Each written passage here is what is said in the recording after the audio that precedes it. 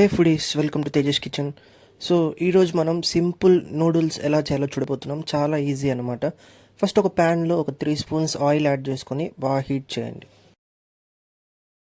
ఇప్పుడు కొద్దిగా జీలకర్ర, ఆవాలు యాడ్ చేయండి. ఆ తర్వాత ఒక 2 ఆనియన్స్, ఒక 3 పచ్చిమిరపకాయలు సన్నగా స్లైస్ చేసి ఇందులో వేసుకొని ఆనియన్స్ బ్రౌన్ అయ్యేంత వరకు సాట్ చేసుకోండి మీడియం ఫ్లేమ్లో. ఆ తర్వాత కొద్దిగా పసుపు, గరం మసాలా, ఒక స్పూన్ సాల్ట్ యాడ్ చేసి బాగా సాట్ చేయండి. ఇప్పుడు ఫైనల్గా ఒక స్పూన్ పెప్పర్ ఇందులో యాడ్ చేసి ఒక ఫైనల్ మిక్స్ ఇచ్చేయండి.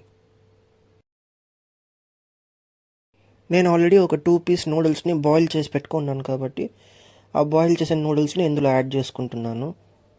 సో వన్స్ నూడిల్స్ యాడ్ చేసుకున్న తర్వాత ఒక హాఫ్ లెమన్ని ఇందులో బాగా స్క్వీజ్ చేయండి. ఇప్పుడు ఈ నూడిల్స్ ఆ మసాలాలతో బాగా కలిసే విధంగా బాగా మిక్స్ చేసుకోండి.